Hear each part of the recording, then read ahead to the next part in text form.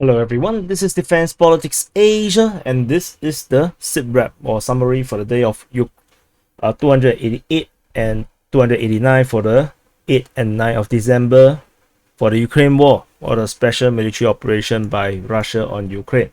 So let's start off with the southern side, the southern front.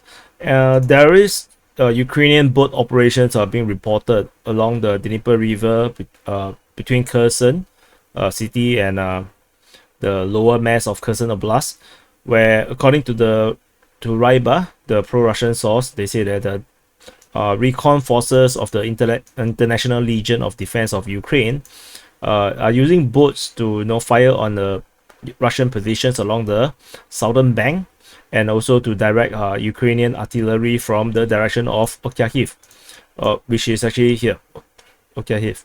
So basically just skirmish and harassment. I'm not sure what this is gonna do. And over at Sevastopol in the Black Sea, there's a Ukrainian drone getting shot down in the morning on the 8th by the patrol ship of the Black Sea Fleet. So probably because it doesn't look like an attack because it's just one drone. So probably this drone is just on a reconnaissance mission. And moving on to the Zaporizhia line. At the Zaporizhia region. At the Zaporizhia region, a major news coming out from the Russian Defense Ministry. For the pro-Ukrainians one, you can just take it as it didn't happen because M270 and Mars 2 was destroyed. So it's either M270 or Mars 2 because they basically look the same. So the Russians probably wouldn't know which is which. But anyway, 5 of them were destroyed on the 8th between Shevchenkivsky and Hryhorivka. So Shevchenkivsky is here and Hryhorivka is here. So on the 8th, 5 was reportedly destroyed, and on the 9th, another 6 was destroyed, according to the Russian Defense Ministry. So you can believe it or can don't believe it. So the second one on the 9th one, 6 was destroyed is at Shevchenkivsky. So you might think that this is ridiculous. 11 M270 is getting destroyed. First thing first is that the Russians have been fighting this HIMARS type rockets for some time. So eventually they're going to learn how to discover where the launchers are. And they did mention some news about they are able to deal with the HIMARS missile better. Another thing is that there's a repair facility within Zaporizhia itself, so it does make sense that they are all fighting around the region near to Zaporizhia. And I believe that there's also another base, an artillery base nearby. I cannot remember.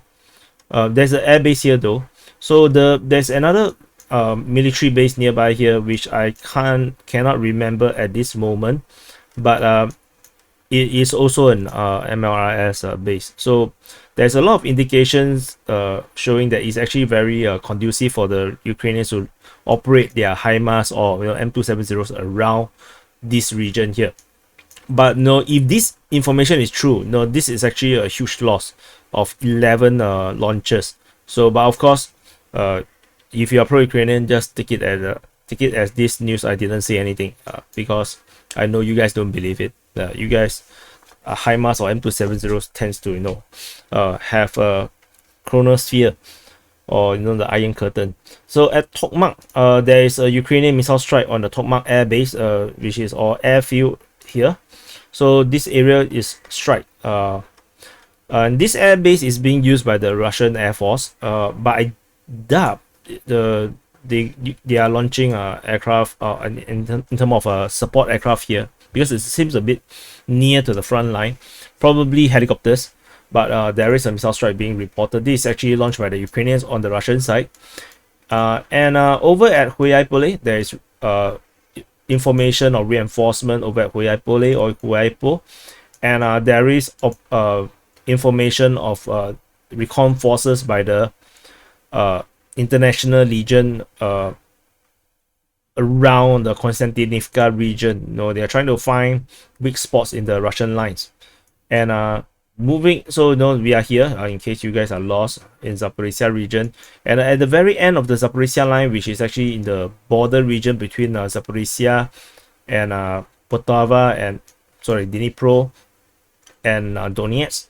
In this region, at Vremivka, just next to Velika Novosilka, there is reports of concentration of Ukrainian forces in this region. Probably they're going to launch a major attack because reinforcement is also reported at Vinnypole or Vinnypol over here, and there is fighting reported at Novopil. This outdated information. This 7th. There's fighting reported at Novodarivka on the 9th. So previously there's report of fighting at Novopil. Then after that, now the fighting is at Novodarivka. The actual front line here is a bit unclear. So just take this with a pinch of salt. How this is overlap. And that's all from the Zaporizhia region. And moving on to the Donetsk front. At the Donetsk front, near the Voleda region, the Ukrainians continue their offensive. It's no longer a counter-offensive since this has been being done for so long. So the Ukrainians attacking Palivka on the 9th. On the 8th, they were attacking Mikhailsky. So they are trying to push back the Russians away from Voleda, which is actually an important strategic location where this is actually basically a fortress. Oh, so sharp, the image. And this castle here have to be defended at all costs. The fall of this will actually means that the line will have to push back as far as 8 kilometers to maybe 12 kilometers. So this one town contributes to this huge area here. So this position should not fall, or else at least they still got another Vodian. So it's not too bad. So that means they still can fall back to maybe 5 kilometers. So yeah, but for the Ukrainians, this is a castle. It shouldn't fall. And the Russians continue to attack Novomihailivka. This is still ongoing. The exact front line within the town is unknown. And Bobjeda now ceased fighting, according to the Ukrainian Defense Ministry on the 9th. This is the first time in a long time that Bobjeda actually saw fighting. The fighting continues to be reported at Marinka, with the Russians continue to attack Marinka through the town, with the Ukrainians did launch a counteroffensive, according to the pro-Russian source Ryba, on the 9th. But the Ukrainian Defense Ministry themselves reports that this is actually a Russian offensive. No, they didn't. This is also Ryba. Anyway, this is just a push. The Ukrainians did try to push back. Moving to the Pisky region. This is Pisky on the northwestern side of the Donetsk city. There is fighting reported at Nevilsky, according to the Ukrainian Defense Ministry, where the Russians are on the offensive. According to Suryak maps, they reported that the southern part of Vodian, that means the southern part, that means anything below the water line, the river line, which is basically almost nothing if you put it that way. So maybe it's the entire southern part, all these towns here south of the lake, is fully captured by the Russian forces. So let me just move this. I think it should be like this. So this entire southern part of the Vodian has been captured by the Russian forces. So the Ukrainians are still holding the northern part, but looks like it's very precarious, the situation over here. Moving on to the New York region, there's nothing fighting around the southern part and the center of the New York region, but at the northern part, the Russian forces are now fighting in the region of Druzhba. So Druzhba finally, for the first time, actually ceased fighting, where the Russian forces from the success of Mayos is now pushing towards Druzhba. And there is also fighting reported near Mayos towards Druzhba on the 8th. On the 9th, the Ukrainian Defense Ministry officially reported that fighting has arrived at Druzhba. So this is also a quiet admission that the Russians are actually making progress by the Ukrainian Defense Ministry. And moving to the Bakhmut front, the Russian forces primarily over here is actually the Wagner private military contractors. Fighting is reported at Kudyumivka, with the Russians continue to attack at Kudyumivka and at Klishivka for both days on the 8th and the 9th. At Opyne, the situation is a bit more fluid, with both the Russian and Ukrainian forces actually launching offensives on the 8th and the 9th. So it's still highly contested over at Opyne.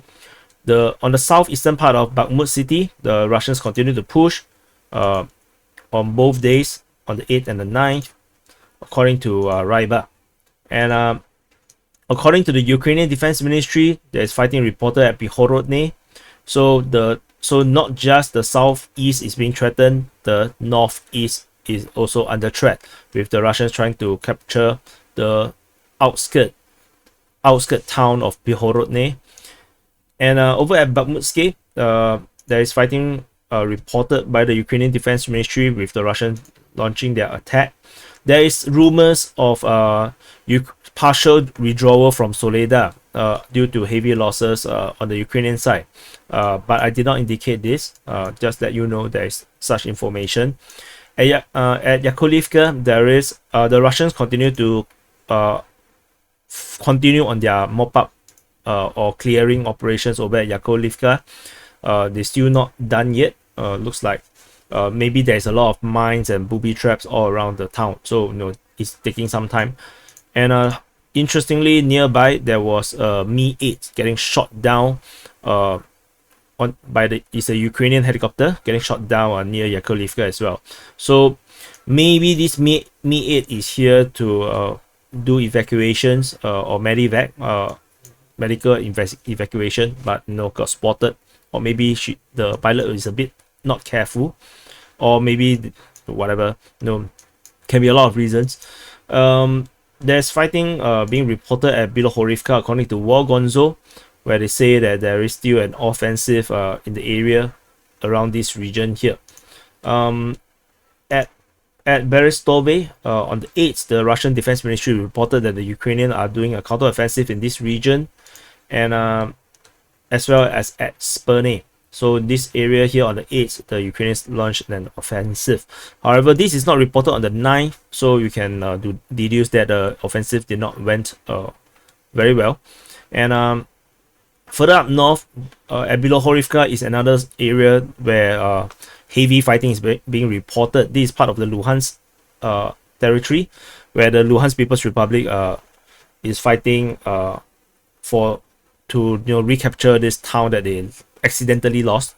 And according to War Gonzo, the fighting here is fought by, let's see, Bar 6. So these are volunteer forces, Russian troops as part of Bar 6. So there is a Bar 6, maybe there is also regular Russian troops, and the Wagner group is also here.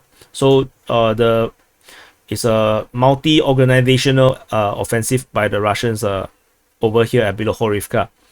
Moving on, there is nothing being reported over the jungle area. Sorry, the forest area. There's no jungle in Ukraine. And there is fighting reported at Lemon.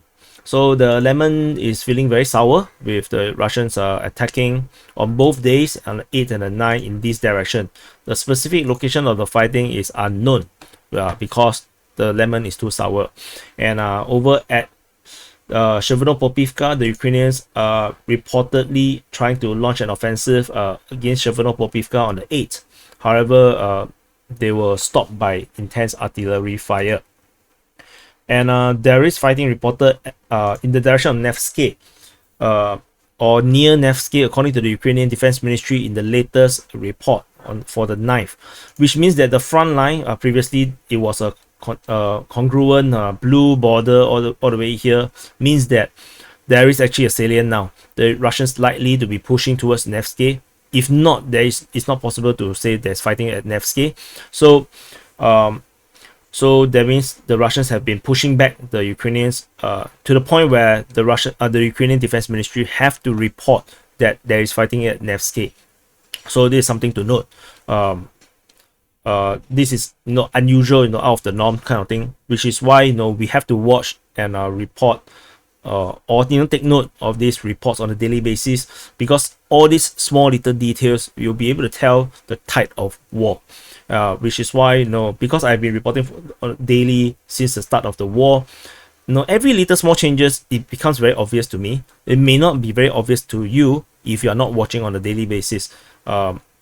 Because once you miss a certain days, you actually just lose track of the entire feel and the trend of how things move. So personally, I also hate to miss days. Like for example, during the football tournament week, I didn't report for one entire week. That actually throws me off a little bit. So I don't really like that. And at Ploshchanka, there is a Ukrainian attack on the 8th. They tried to counter attack, but it did not work out. And on the 9th, the Ukrainian Defense Ministry say that the Russians are on the offensive over at the Ploshchanka region or Ploshchanka region. So situation is not looking good, because the Kreminna region previously was a massive Ukrainian offensive, have now degraded to the point that it becomes a Russian offensive mostly. As you can see, there's way more red icons than the blue one. So not looking good. Moving up north, there's nothing over here at the Sviatove region, except that there was a report of airstrike on Berestove. So this is particularly interesting because it's highlighted by the Russian Defense Ministry, where they said assault and armor aviation struck concentration areas of AFU, which is the Armed Forces of Ukraine, manpower and military equipment near Sinkivka, Tabaivka, and Berestovoye. So basically, the Russian forces have launched a massive air attack on Ukrainian forces that are gathering for an offensive over at Berestove here, further up north at Tabaivka, as well as all the way here at Sinkivka. So this is interesting to me, because this front here over at Kupiansk region, or Kupiansk front, has been rather quiet. We did have the shelling over at Vilshana. We reported in the last report for the 7th, and on the 8th, the airstrike is reported at Sinkivka. And we finally have some information at Tevizanka. There, according to Deep State UA, they reported there is positional fighting. So basically, both sides are actually remain in position, but they are actually shooting each other in the region of Tevizanka. So in this particular post by Deep State UA, they say that they actually see rumors that Tevizanka has been captured by the Ukrainian forces, and they themselves invalidated this information, because they said that there is information that another village, probably talking about Vyroshne, getting fired upon by Russian positions in Tevizanka. So which means that this area is not entirely quiet. There is definitely there's probably a positional fighting or skirmishes happening here and there. No offensive, but definitely there's exchanges of artillery fire in this region here. So it is not exactly quiet, but according to our mapping, because we only mainly map offensive or attacks, so it might seem very quiet. So that's all from this Kupiansk region. And there is a missile strike reported at Boryske. So the Russian Defense Ministry on the 8th, or rather they reported that on the 8th there is missile strike, so by high precision weaponry strike. So not exactly sure what kind of, it's aerospace, so it's a airstrike actually. So on Boryske, and 90 mercenaries from Poland has been killed. Polish mercenaries has been eliminated. So if you look in, there looks like there's quite a number of very huge buildings that is probably quite perfect to be used as a military base. This itself also look quite militarish, but so maybe they are using it as a dormitory, and it got struck by the Russian missile strike from their air force. So quite sad if you are Polish, right? So don't fight other people's war. So unless you think that this is a war between NATO and Russia, then yeah, I mean, for the Russian side. So let's talk about a little bit of geopolitics. On the Russian side, they are very convinced that it's more of a NATO versus Russia situation rather than the Ukraine versus Russia situation. And a few revelations that came out that makes Russia feeling really uncomfortable, where there's I think Merkel, the previous German leader, mentioned that they never intended to fulfill Minsk. I haven't really exactly read the source, but I only read what was reported by some pro-Russian Telegram channels.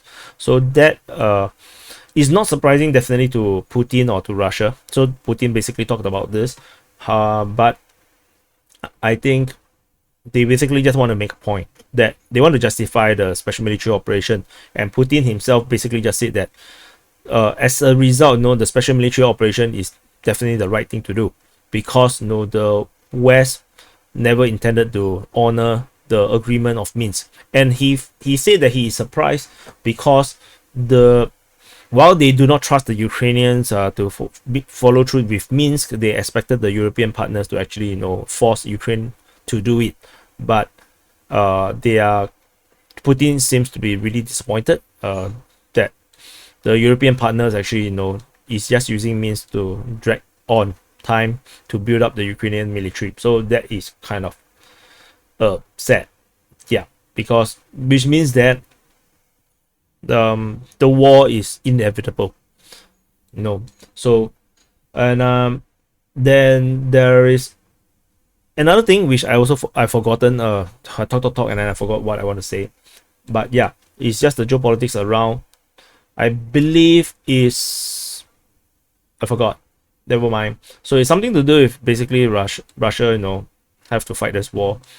Anyway, thank you for watching, and for those that are interested in computer gaming, especially war gaming, like War Game, Red Dragon, or Squad, do join the DPA Discord. You can find the link in the description below, because we are having so much fun playing War Game Red Dragon together, and we are going to form Squad form our own platoon in Squad. So do check it out, and eventually a lot of this community gameplay will be on DPA Gaming's channel. Do check out the DPA Gaming's channel. The link is also in the description below. So if you have not subscribed to this channel, do subscribe to this channel. Please press the like button, because the like button will help this video to reach new audiences. If you don't press the like button, actually the video will not reach so many new audiences. So help to grow DPA channel. The bigger the channel, the more revenue I get, which means the more things I can do, like for example hire journalists, reporters, video editors, so that I can create more content, better content. So if not, one-man show is not so easy. So anyway, I'm very talkative today, maybe not enough sleep. Anyway, that's all, and thank you for watching, and I'll see you in the next update.